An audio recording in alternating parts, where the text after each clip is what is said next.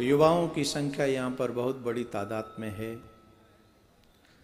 युवाओं को अपने जीवन में जीने के लिए बहुत सारी चीज़ों का अनुभव बड़ों से प्राप्त करना चाहिए।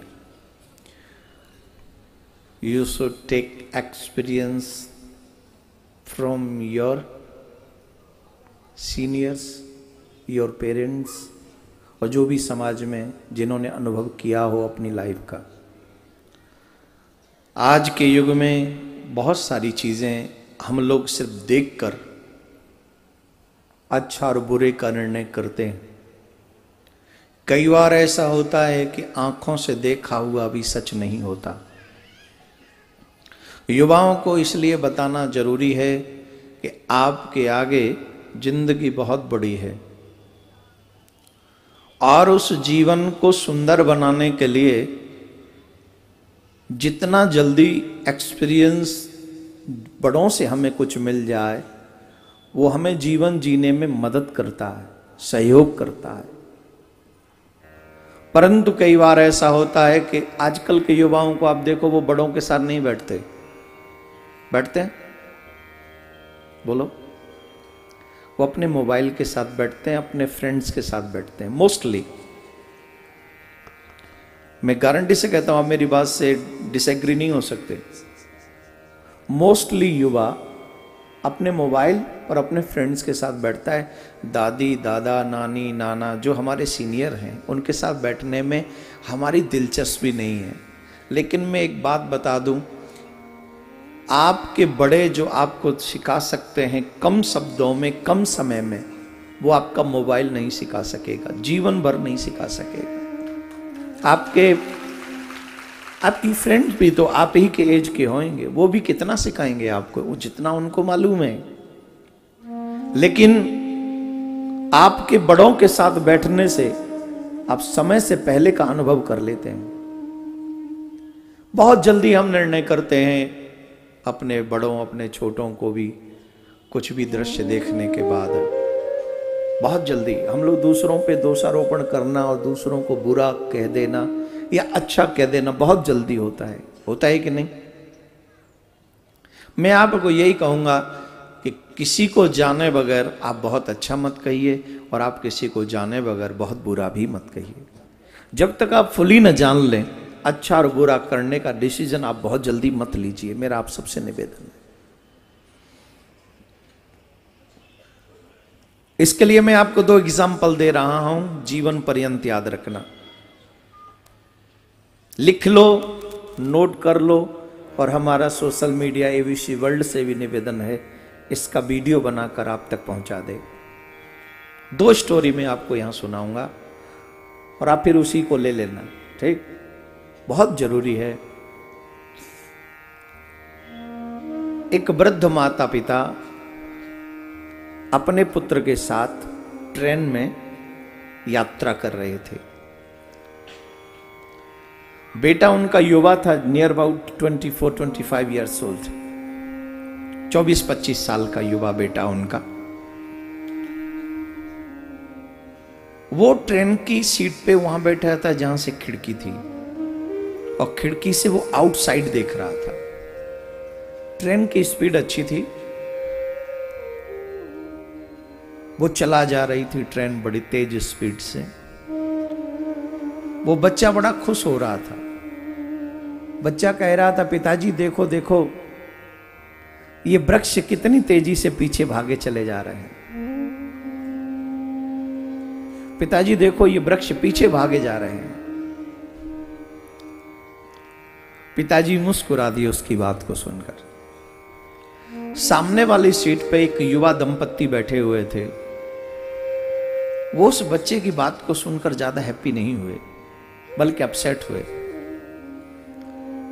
लेकिन वो इस बात से ज्यादा अपसेट हुए कि उनका बेटा ये कह रहा है कि वृक्ष भागे जा रहे हैं पीछे की तरफ। पर उनके पिता सिर्फ मुस्कुरा दिए। इस बात से वो बड़े परेशान हुआ और बोला कुछ नहीं कि इनका बेटा हमको क्यों, क्या मतलब, बैठा रहा।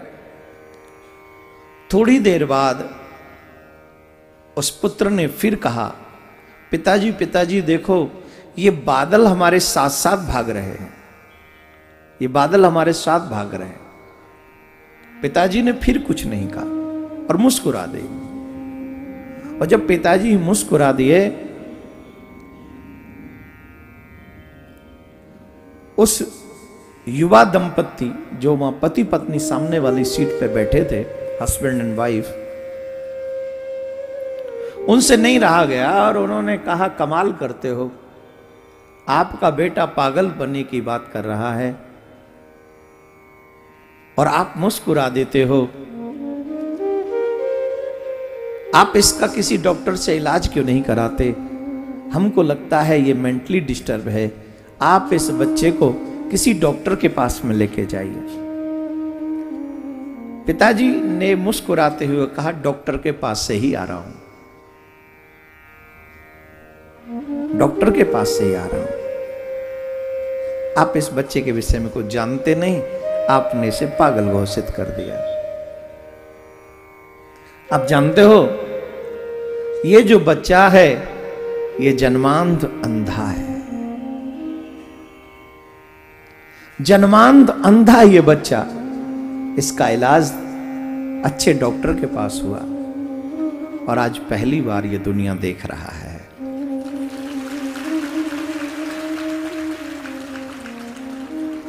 जन्म से इसने दुनिया को नहीं देखा, आज पहली बार इसने दुनिया देखी है। इसलिए इसे ये नहीं पता कि वृक्ष भाग रहे हैं या ट्रेन भाग रही है। इसे ये नहीं पता कि बादल तो यत्र तत्र सर्वत्र हैं। ये पागल नहीं है, पहली बार दुनिया देखी है, इसलिए इसका ज्ञान कम है, बोध कम है, पागल नहीं। वो युगल दंपति, युवा हस्बैंड एंड वाइफ अपनी बात पर संकुचित हो गए, शर्म आ गई कि हमने बिना जाने पहचाने इसको पागल समझ लिया। बात सच है कि वृक्ष नहीं भाग रहे, बात यह भी सच है कि बादल नहीं भाग रहे, पर बात यह भी सच है कि वो जो युवा दंपति है वो नहीं जानते कि बच्चे का दर्द क्या है, अधूरा ज्ञान है उसे। इसलिए बहुत जल्दी किसी के विषय में जाने बगैर आप अपनी विचारधारा बना लें, वो गलत है, पहली बात। दूसरी एक और स्टोरी मैं आपको सुनाता हूं, उसके बाद कथा को प्रारंभ करेंगे। बहुत अच्छी स्टोरी है। एक शिप, बहुत बड़ा जहाज समुद्र में तैर रहा है, समुद्र में जा रहा है। अचानक से कैप्टन ने यह अनाउंस किया, क्योंकि वह समुद्र में तूफान आ गया, समुद्र में तूफान आ गया, वो जहाज डूबेगा।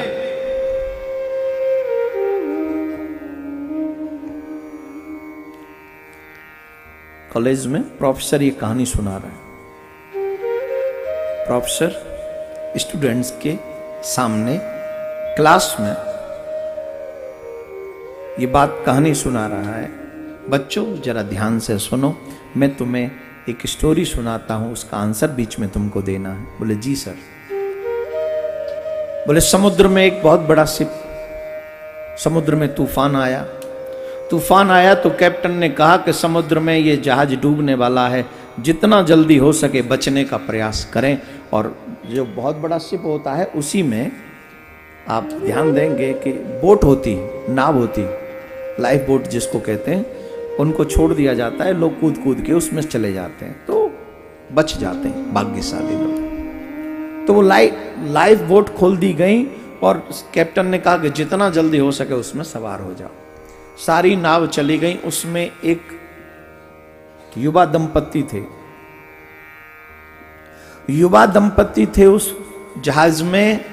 आखिरी बोट में उनको अवसर मिला जाने का, लेकिन आखिरी बोट में भी एक व्यक्ति के ही जाने की जगह थी, सिर्फ ओनली वन।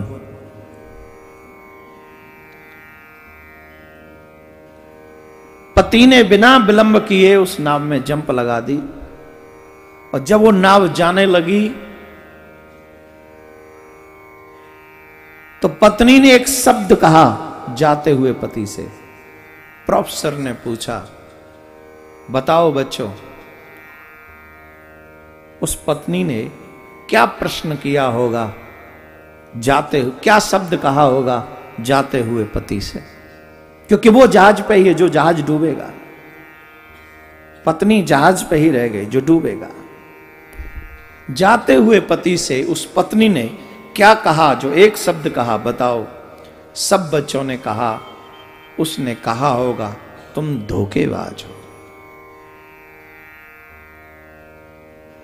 तुम धोखेबाज हो, मुझे छोड़ के चले गए। प्रोफेसर ने देखा, सबने कहा कि तुम धोखेबाज हो, ये ऐसा पत्नी ने कहा होगा, पर एक बच्चा मौन है। पूछा, बेटा तुम क्यों मौन हो? तुम्हारे हिसाब से उस स्त्री ने क्या कहा होगा, बताओगे नहीं? बोले जी बताने की इच्छा है। बोले क्या कहा होगा?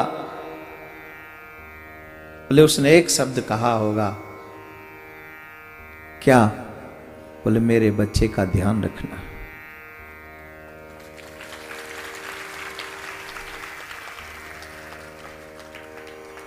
जाते हुए पति से उस स्त्री ने यही कहा होगा कि मेरे बच्चे का ध्यान रखना। प्रोफेसर ने पूछा, क्या तुमने एक कहानी सुनी है? बोले नहीं। तो फिर तुम्हें कैसे पता? बोले मुझे इसलिए पता है, जब मेरी मां इस दुनिया से जा रही थी,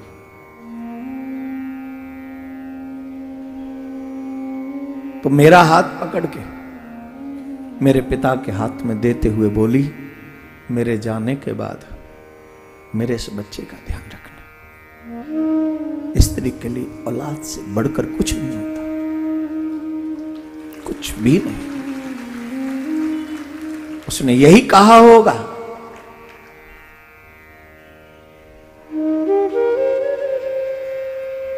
कि मेरे बच्चे का ध्यान रखना।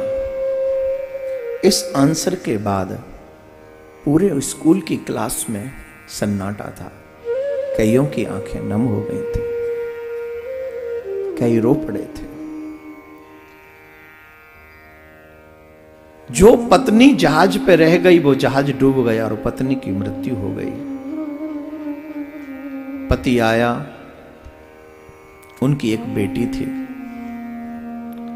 पूरे जीवन भर उसने अपनी बेटी को संभाला, उसका ध्यान रखा और उसकी शादी कर दी। कुछ दिन बाद उसकी भी मृत्यु हुई। जब मृत्यु हुई तो उनकी बेटी को उस व्यक्ति की डायरी मिली।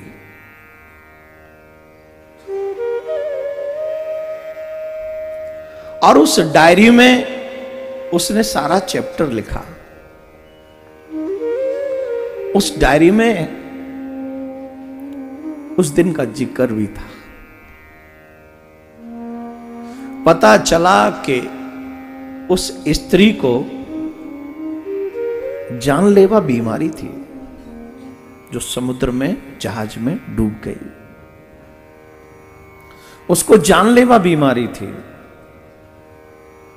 पति ने लिखा, चाहता तो मैं भी तुम्हारे साथ उसी समुद्र में डूबना था। मैं तुमसे बहुत प्रेम करता था, या करता हूं।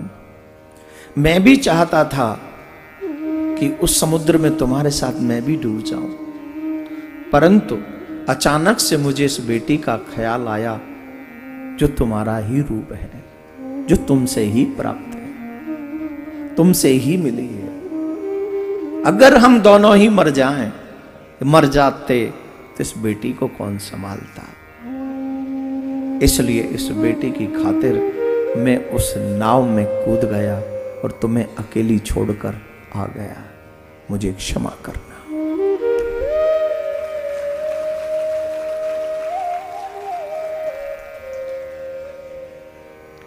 उसे पढ़कर उसकी बेटी कितना रोई होगी तो आप सब जानते हैं।